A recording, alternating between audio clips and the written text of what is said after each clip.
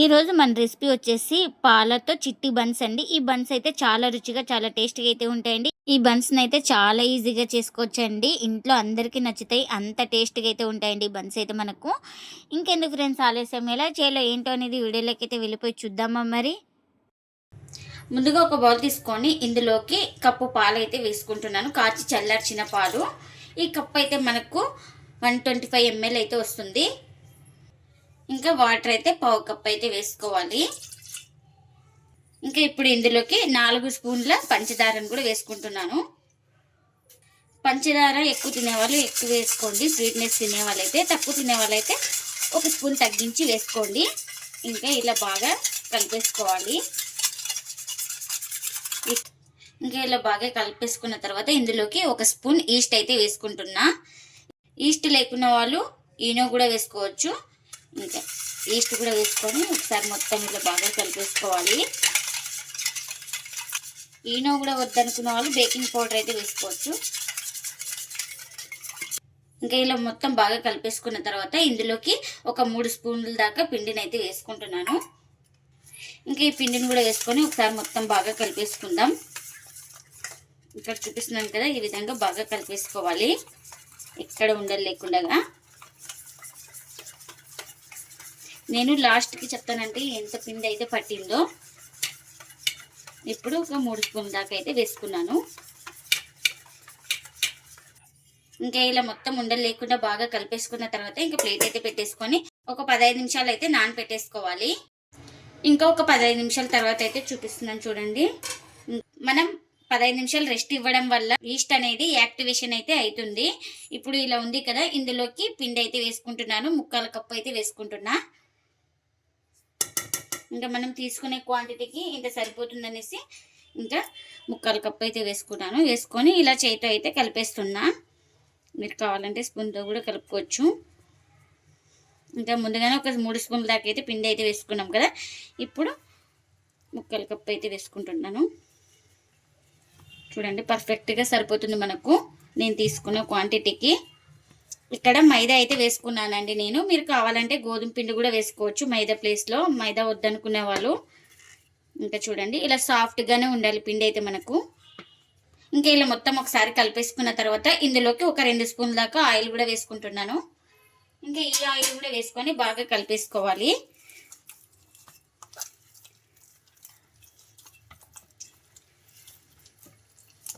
మీకు ఆయిల్ వేసుకున్న తర్వాత కొంచెం పిండి లూజ్ అనిపిస్తే కాస్త పిండి కూడా వేసుకోవచ్చు.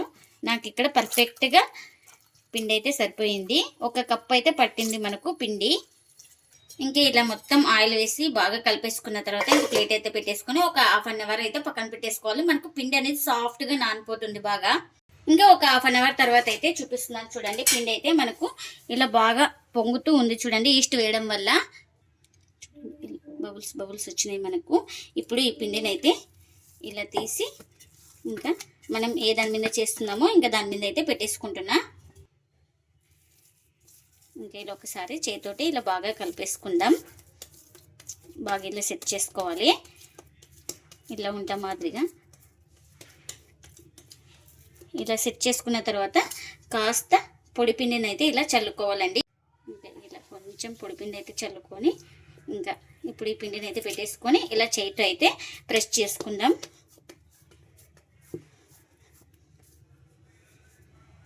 కొంచెం పైన కూడా పొడిపిండి అయితే వేసుకొని ఇలా. మీరు మాకు రాదనుకునే వాళ్ళు కర్రతో కూడా రుద్దుకోవచ్చు. ఇలా ఈజీగా వచ్చేస్తుందండి. పిండి సాఫ్ట్గా నానింటుంది కాబట్టి కొంచెం థిక్నెస్సే ఉండాలి, ఎక్కువ పల్చాగా మందంగా ఉండకూడదు, మీడియంగా ఉండాలి మనకు. ఇంకా మీకు ఎలా రుద్దుకోవాలో చూపిస్తున్నాను చూడండి. కర్రతో కూడా ఇలా లైట్గా ఇలా ఇక్కడ చూపిస్తున్నాను కదా, ఈ విధంగా రుద్దుకోవాలి. ఇలా చేతితో ప్రెస్ చేసుకున్న తర్వాత రుద్దుకోవాలి.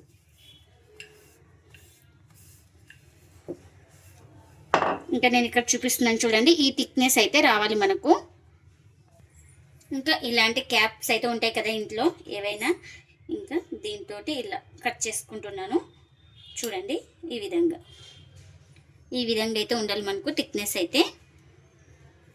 ఇంకా అన్నీ ఇలానే కట్ చేసుకుందాం. కట్ చేసుకున్న తర్వాత తీసుకుందాం ఒక ప్లేట్లోకి అయితే.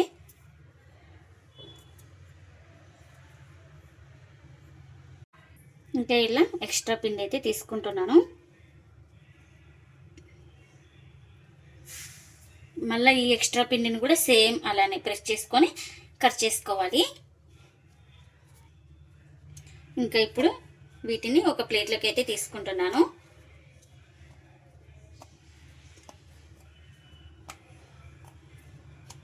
ఇంకా మిగిలిన పిండిని కూడా ఇప్పుడు కర్రతో అయితే చూపిస్తున్నాను చూడండి. ఇలా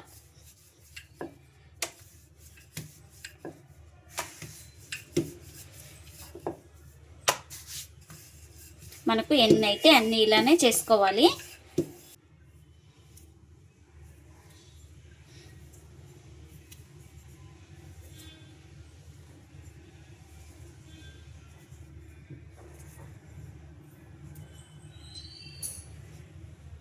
ఇంకా ఇప్పుడు ఎక్స్ట్రా పిండిని అయితే తీస్తున్నాను.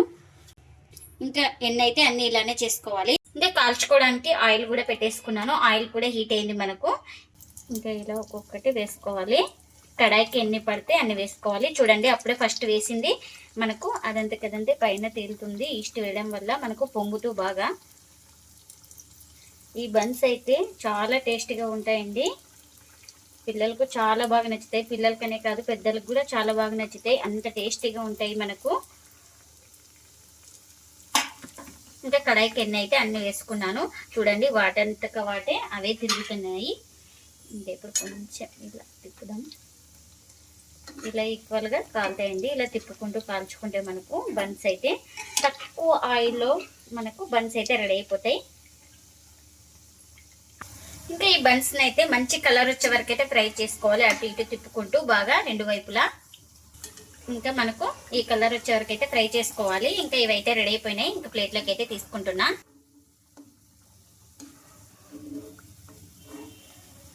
ఇంకా ఇలా వేసుకుంటే ఎక్స్ట్రా ఆయిల్ అనేది మనకు దిగిపోతుంది. ఇంకా ఇప్పుడు వీటిని ప్లేట్లోకి అయితే తీసుకుంటున్నా. ఇంకా మిగిలిన వాటిని కూడా వేసుకుంటున్నాను.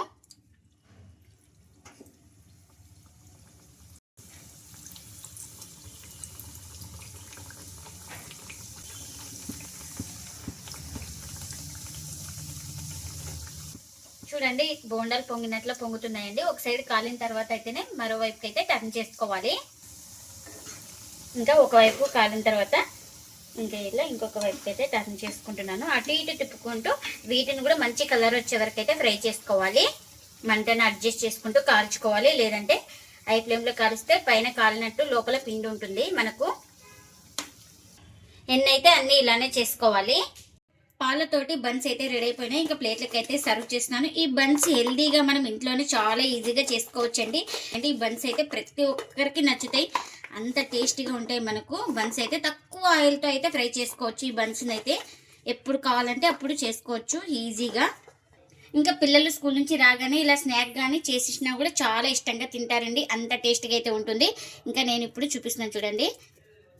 ఇంకా లోపల కూడా ఎక్కడ పిండి అయితే లేదండి. బన్స్ అయితే చాలా బాగా ఫ్రై అయిపోయినాయి మనకు. మీరు కూడా తప్పకుండా ఒకసారి ఇలా ట్రై చేయండి. మీకు ఎలా వచ్చిందో కామెంట్ అయితే చేయండి ఫ్రెండ్స్. ఇదండి ఇవాల్టి వ్లాగ్. ఈ వీడియో కనుక నచ్చితే ప్లీజ్ లైక్ చేయండి, షేర్ చేయండి, కామెంట్ చేయండి. అలాగే లైక్ చేసి సపోర్ట్ చేయండి friends. Thanks for watching. Bye bye.